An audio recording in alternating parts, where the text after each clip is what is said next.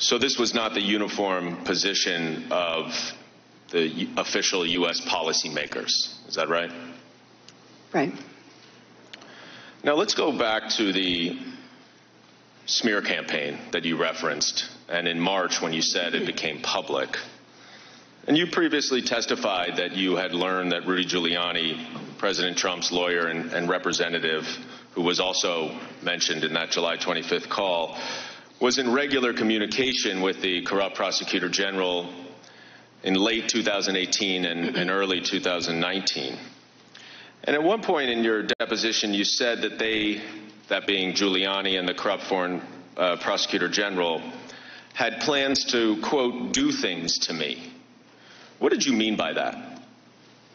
I didn't really know, but that's what I had been told by Ukrainian officials. Did you subsequently understand a little bit more what that meant?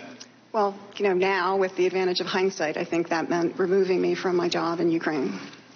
Who did you understand to be working with Mr. Giuliani as his associates in Ukraine? Well, certainly Mr. Lutsenko, Mr. Shokhin. I believe that there were also Ukrainian Americans, Mr. Parnas and Mr. Fruman, who have recently been indicted. Those are the two who have been indicted in New York? Southern District of New York. Now, at the end of March, this effort by Giuliani and his associates resulted in a series of articles in the Hill publication that were based on allegations in part from Lutsenko, the corrupt prosecutor general. And just to summarize some of these allegations, there were, among others, 3 different categories. One category included the attacks against you, which you referenced in your opening statement, including that you had badmouthed the president and had given the prosecutor general a do not prosecute list. There was another that included allegations of Ukrainian interference in the 2016 election. And then there was a third that related to allegations concerning Burisma and the Bidens. Is that accurate? Yeah. Yes. Were these articles and allegations then promoted by others associated with the president in the United States? They seem to be promoted by those around Mayor Giuliani. I'm going to show you a couple of exhibits, including a tweet here by President Trump himself on March 20th, which was the first day that one of these articles was published. It appears to be a quote that says, John Solomon, who's the author of the articles, as Russia collusion fades, Ukrainian plot to help Clinton emerges, unquote, at Sean Hannity at Fox News. And then if I could go to another tweet 4 days later, this is the president's son, Donald Trump Jr., who tweets, we need more at Richard Grenell's, who's the ambassador to Germany, is that right? That's correct. And less of these jokers as ambassadors. And it's a retweet of one of John Solomon's articles, or an article referencing the allegations that says, calls grow to remove Obama's U.S. ambassador to Ukraine. Were you aware of these tweets at the time? Yes. What was your reaction to seeing this? Well, I was worried. What were you worried about? That this didn't seem, these attacks were, being repeated by the president himself and his son. And were you aware whether they received attention on primetime television on Fox News as well? Yes, I did. Now, was the allegation that you were bad-mouthing President Trump true? No. Was the allegation that you had created a do not prosecute list to give to the prosecutor general in Ukraine true? No. In fact, didn't the corrupt prosecutor general himself later recant those allegations? Yes. Now, when these articles were first published, did the State Department issue a response? As you said, there was a series of articles. So after the first article, which was an interview with Mr. Lutsenko and was only really about me and made certain allegations about me, the State Department came out the following day with a very strong statement saying that these allegations were fabrications. So the statement addressed the falsity of the allegations themselves? Yes. It didn't say anything about your job performance in any way? Honestly, I haven't looked at it in a very long time. I think it was generally probably laudatory, but I can't recall. Did anyone in the State Department raise any concerns with you or express any belief in these allegations? No. I mean, people thought it was ridiculous.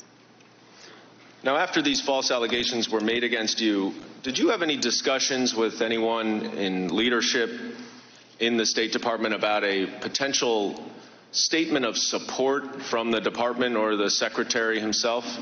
Yes. After the tweets that you just showed us, it seemed to me that if the president's son is saying things like this, that it would be very hard to continue in my position and have authority in Ukraine unless the State Department came out pretty strongly behind me.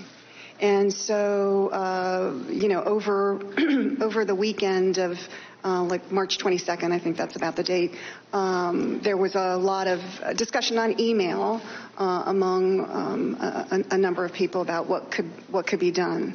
I and the Undersecretary for Political Affairs called me on Sunday, and I said, it's really important that the Secretary himself come out and be supportive, because otherwise it's hard for me to be the kind of representative you need here. And he said he would talk to the Secretary. I mean, that's my recollection of the call. That may not be exactly how it played out, but that was my recollection. This is David Hale, the Undersecretary of Political Affairs, who's the number 3 person at the State Department? Yes. Did he indicate to you that he supported such a statement of support for you? I think he must have, because I don't think he would have gone to the Secretary if he didn't support it. I mean, you wouldn't bring a bad idea to the Secretary of State. Your general understanding is that you did have the full support of the State Department, is that right? Yes. And in fact, during your 33-year career as a Foreign Service officer, did you ever hear of any serious concerns about your job performance? No. Was this statement of support ultimately issued for you? No, it was not. Did you learn why not? Yeah. Yes. I was told that there was a concern on the 7th floor that if a statement of support was issued, whether by the State Department or by the Secretary personally, that it could be undermined. How could it be undermined? That the president might issue a tweet contradicting that or something to that effect. So let me see if I get this right. You were one of the most senior diplomats in the State Department. You've been there for 33 years. You'd won numerous awards. You've been appointed as an ambassador 3 times by both Republican and Democratic presidents. And the State Department would not issue a statement in support of you against false allegations because they were concerned about a tweet from the President of the United States? That's my understanding. Mr. Goldman, if I could follow up on that question, it seems like an appropriate time. Ambassador Yovanovitch, as we sit here testifying, the President is attacking you on Twitter. And I'd like to give you a chance to respond. I'll read part of one of his tweets. Everywhere Marie Yovanovitch went turned bad. She started off in Somalia. How did that go? He goes on to say later in the tweet, is a U.S. president's absolute right to appoint ambassadors. First of all, Ambassador Yovanovitch, the Senate has a chance to confirm or deny an ambassador, do they not? Yes, advise and consent. But would you like to respond to the president's attack that everywhere you went turned bad? Well, I mean, I don't think I have such